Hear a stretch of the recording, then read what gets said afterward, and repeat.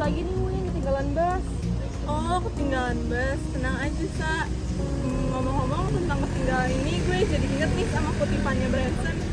Dia ngutip kalau deals are like London buses. There's always another one coming. Jadi kalau misalnya lo lagi ketinggalan sesuatu, misalnya kayak ketinggalan bus ini, lo harus tenang aja.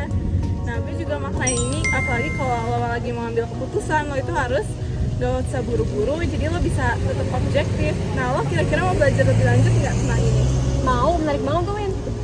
Oke, kalau lo mau belajar lebih lanjut, ikut gue ke suatu tempat yuk. Ayo. Yuk.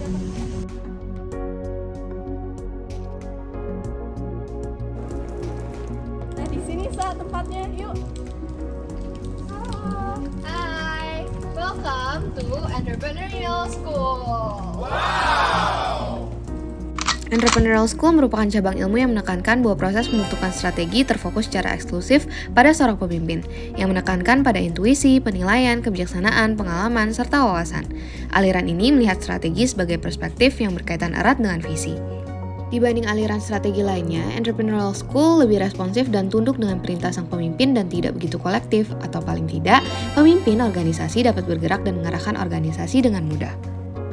Inti dari Entrepreneurial School sendiri itu adalah visi, yang merupakan representasi mental dari strategi, yang diciptakan di kepala seorang pemimpin. Visi seringkali berwujud gambaran dibandingkan rencana yang mendetail, sehingga strategi yang dibuat menjadi lebih fleksibel dan dapat beradaptasi sambil seiring berjalannya waktu. Pelajaran pertama, kita bakal kesini. First lesson, Visionary Leadership. Tahukah kamu kalau visi dalam sebuah organisasi dapat dianalogikan seperti sebuah drama?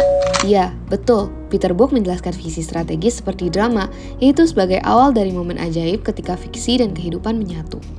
Brook berpendapat bahwa dalam teater, keajaiban adalah hasil dari latihan tanpa akhir, diikuti oleh pertunjukan itu sendiri, didukung oleh kehadiran penonton.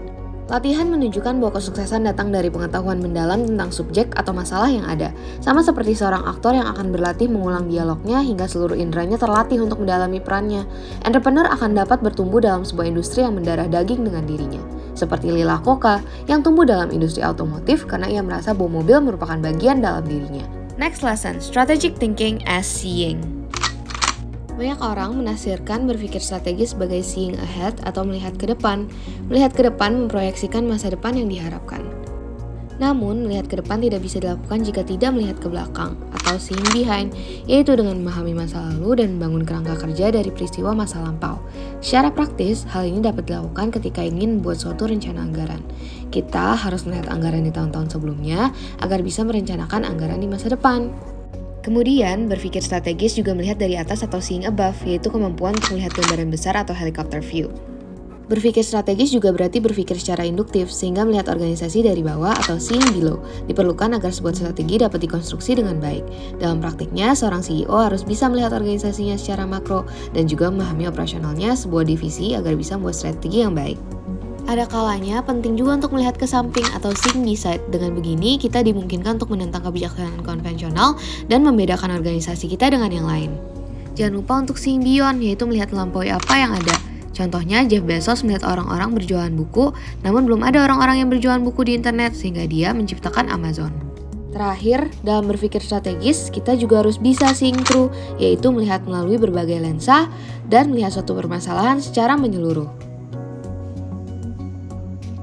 Sekarang kita akan masuk bagaimana sebuah perusahaan atau sebuah tim harusnya berfungsi. Kita akan analogikan dengan sebuah cerdas cermat.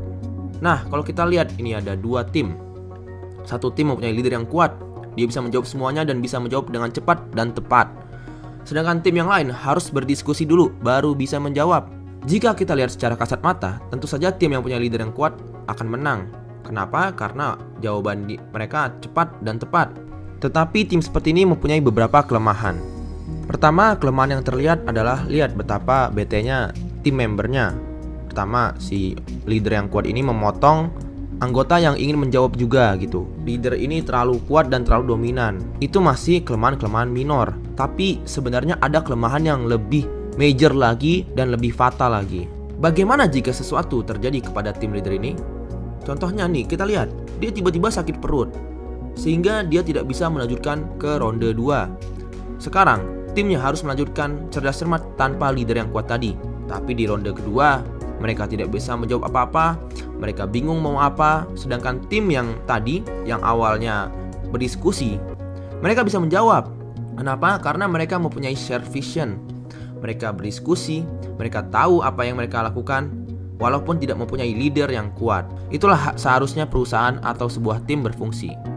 Kita dulu didoktrin, jika perusahaan atau tim mempunyai leader yang kuat, mereka akan menang. Tapi ini salah. Kenapa? Karena itu akan menyebabkan ketergantungan sebuah anggotanya kepada tim leadernya. Jadi kesimpulannya adalah, perusahaan itu lebih baik mempunyai share vision daripada strong leader. Sebuah perusahaan yang punya share vision membuat karyawannya tahu mereka harus ngapain dan tidak ada ketergantungan kepada sebuah sosok pemimpin yang kuat.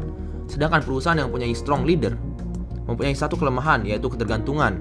Jika strong leader itu terjadi apa-apa, maka perusahaan tersebut bisa saja gagal. Dan itulah cara berpikir strategis ala entrepreneur. Thanks for watching.